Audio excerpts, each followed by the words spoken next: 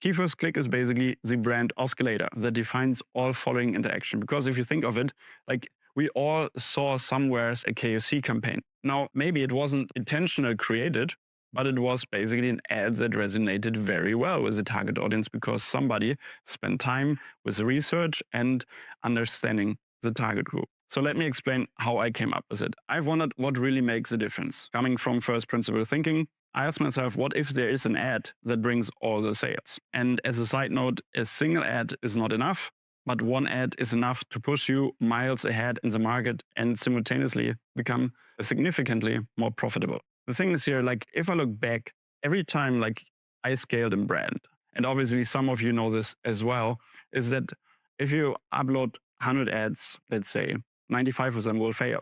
There will be like 5 ads maybe that will drive or have the potential like to scale really, really hard because of the message, the creative, like the angle, the copywriting, the creative creation. They are like 5% of all creators that really have the potential to scale. The thing is with the KFC, we want to really start from the planning phase to engineer a really, really good creative and then map it out and push it basically with predictability. You don't need a lot of ads to create performance. You need the right ads. Yeah, like I said before, like 5% of the ads usually only bring performance.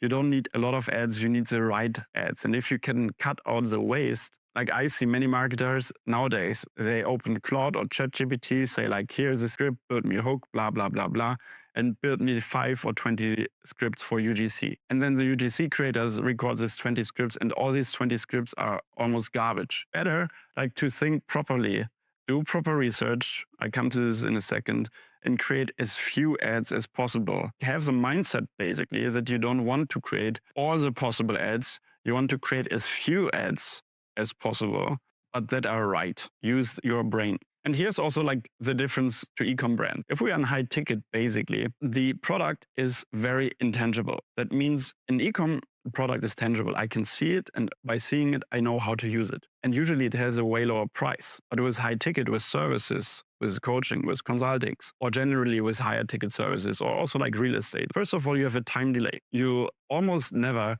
have a sale on the same day.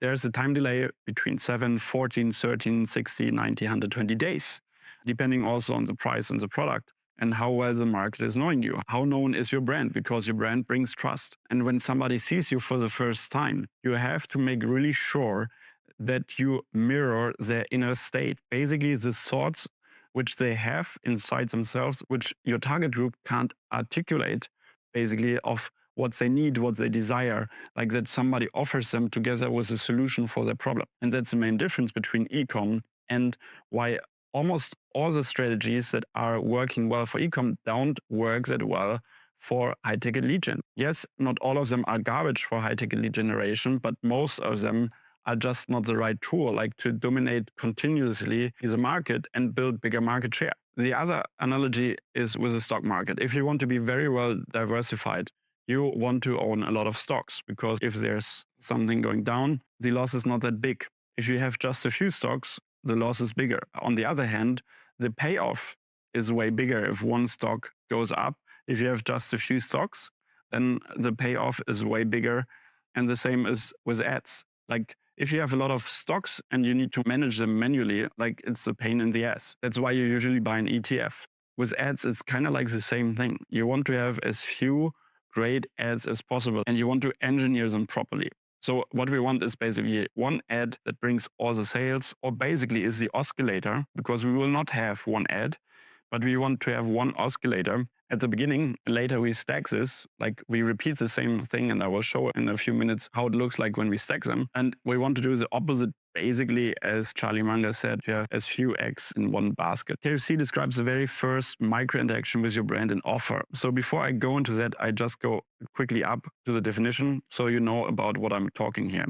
When I say first click, what I mean is the first interaction with your new offer or your brand. When I say, for example, first opt-in, that's basically in the buyer journey, the process when somebody or someone has shown interest in your offer, your service, your product, but did not make a purchase. And then we have the re-engagement, an additional problem-solving angle for visitors, for leads, and existing customers to increase mental availability, and ultimately lead to conversion. So basically, first click, first opt in, somebody opt ins on your page, but he didn't buy.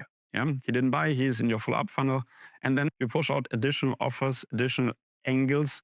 This is what I call re engagement. So we show this to existing leads, a new angle, like a new VSL or a webinar can be also re-engagement, or an ebook or whatever, or a YouTube video can be also re-engagement. The most important thing here is to know what comes at which point in the customer journey. Then we have the follow-up. In this context, just another term for re-engagement with existing customers. We have retargeting also.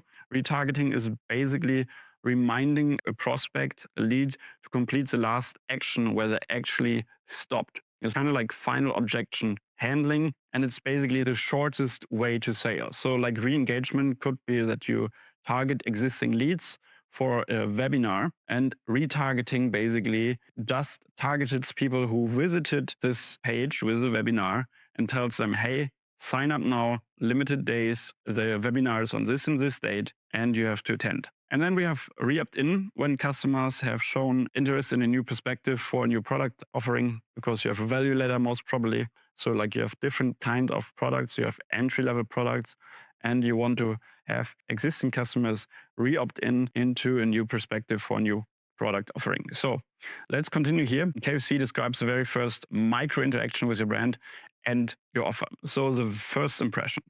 And we want to burn this in.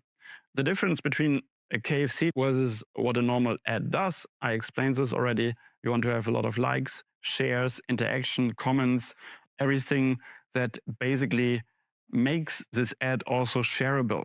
Yeah, I come to this in a second, but this is basically what a KFC is. And people don't want to remember usually.